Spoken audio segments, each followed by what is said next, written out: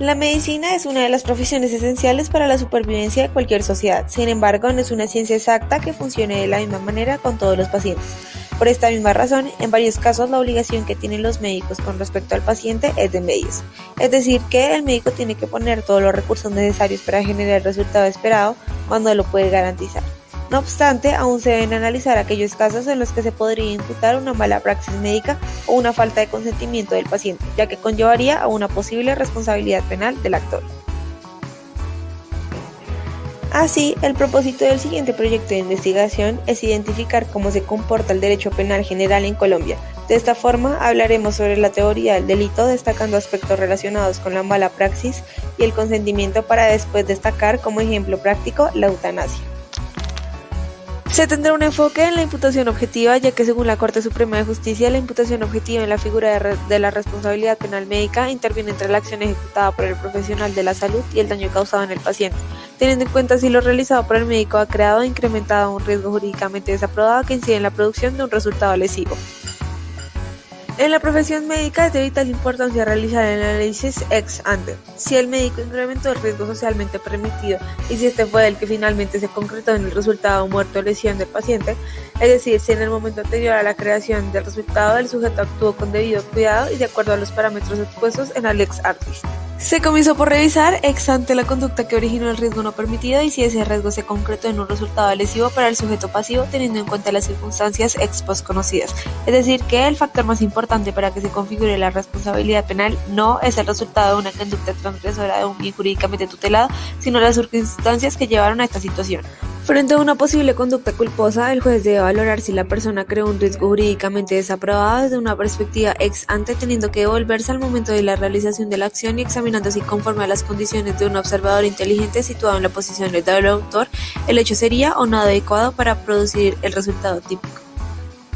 Según la Corte Suprema de Justicia, la lex artis hace referencia al conjunto de las reglas científicas sobre la experiencia verificables y actuales que integran el conocimiento aprobado por la comunidad científica. Además, la lex artis le impone al médico actuar con diligencia para generar el bienestar del paciente, evitando el dolor y el sufrimiento. De igual forma, la lex artis, según Dubón, Mendoza y Romero, es un conjunto de reglas que establece los parámetros y criterios para la atención médica. Es por esto que, dentro de esta, se encuentran los deberes de diligencia que un médico debe tener a la hora de ejercer su profesión.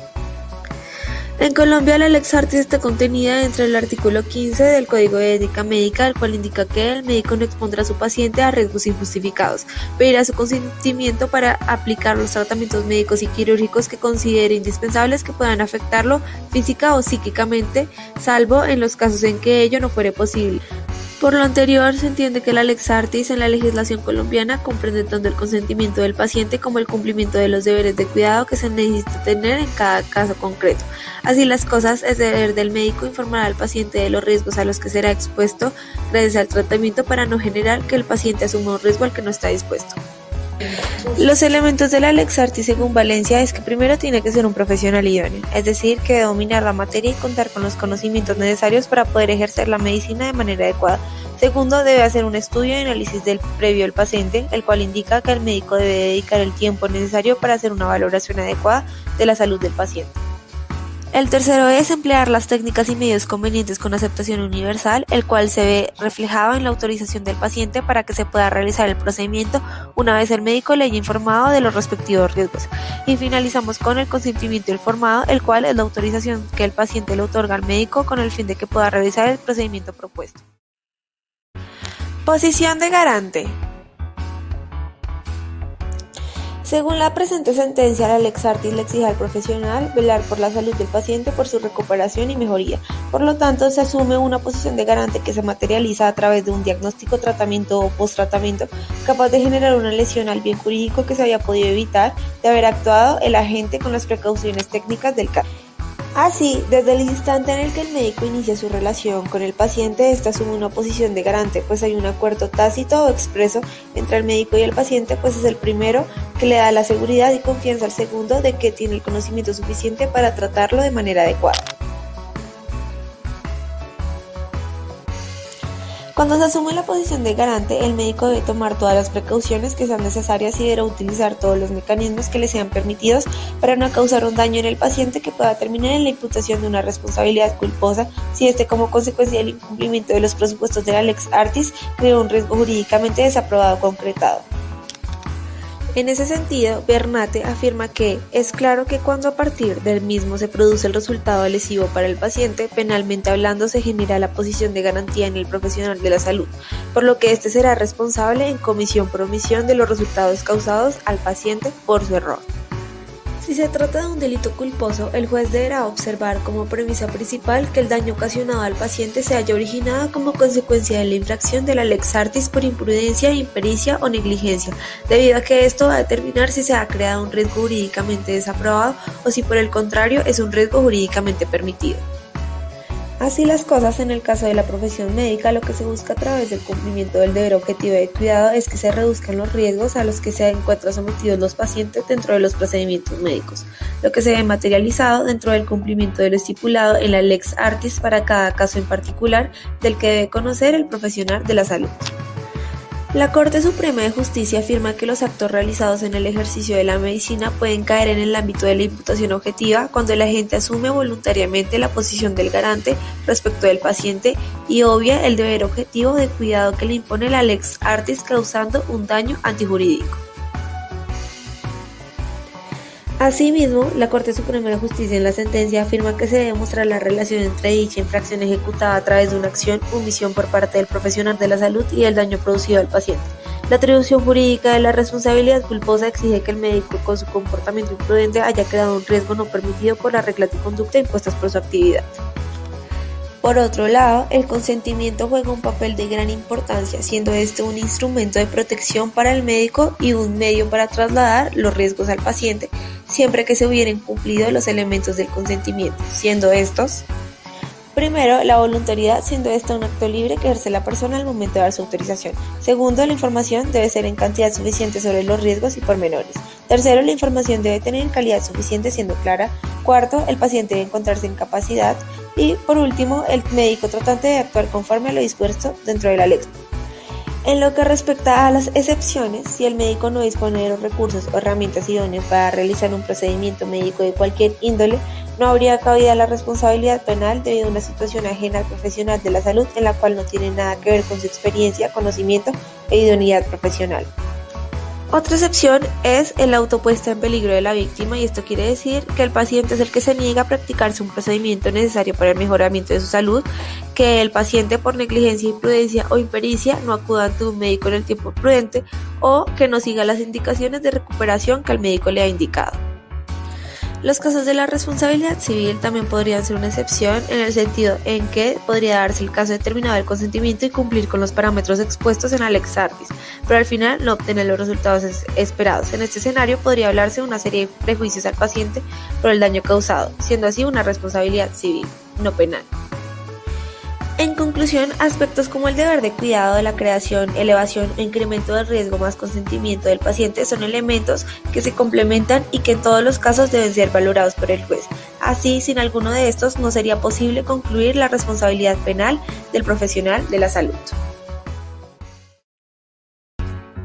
La palabra eutanasia viene del griego eu, que significa bien, y tátanos, que significa muerte, de donde se deduce que la expresión equivale a muerte buena, muerte sin dolor y a una dulcificación del homicidio, o evitar una agonía larga y dolorosa. Pero, ¿quién puede solicitar el procedimiento eutanásico en Colombia? Cualquier enfermo en fase terminal mayor a 18 años, quien manifiesta a su médico tratante su intención de garantizar su derecho a la muerte digna a través de un procedimiento de muerte anticipada. Para que sea exigible, el médico tiene la responsabilidad de informarle al paciente las características específicas de su enfermedad, como las posibilidades de tratamiento que existen. Así, este puede tomar finalmente la decisión de practicarse o no la eutanasia, dando cumplimiento al requisito de consentimiento libre e informado. Además, la enfermedad del paciente debe ser de carácter terminal y que cause sufrimiento, ya que si no hay sufrimiento físico no estaría contemplado en la hipótesis de la Corte Constitucional. Por otro lado, el derecho también se configura en los casos de pacientes mayores de 18 años de edad que estén inconscientes o en incapacidad de manifestar su deseo, pero que lo hayan dejado previamente manifiesto mediante un documento de voluntad previa. Concretamente, en el Código Penal, la eutanasia no está tipificada, pues la Corte Constitucional la permite si se cumplen requisitos anteriores y mediante la voluntad del sujeto.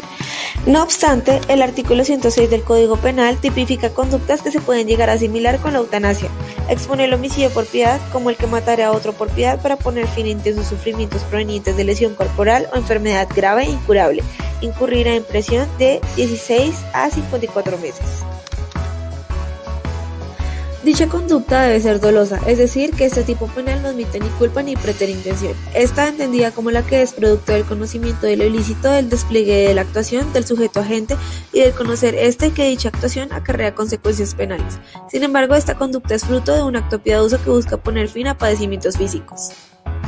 Por esto tiene una atenuación punitiva en comparación con el homicidio simple y culposo, y con sus respectivas causales de agravación punitiva. Esto es lo que se puede interpretar tras la lectura de dicho tipo penal.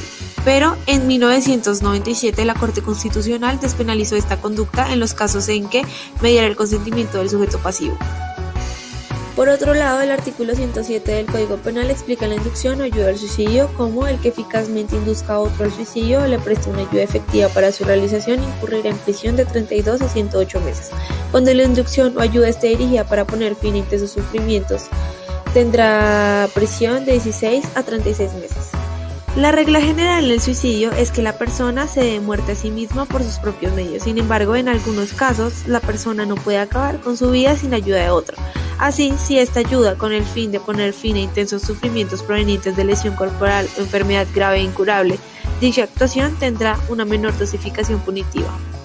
La sentencia T-970 del 2014 establece que los médicos y los prestadores de la salud general son los principales obligados respecto de la aplicación de los procedimientos orientados a hacer efectiva la voluntad del paciente de ejercer su derecho a morir dignamente. Sin embargo, las convicciones personales que eventualmente puedan oponerse al cumplimiento de este deber no pueden constituirse en un obstáculo para la plena vigencia de los derechos fundamentales del paciente.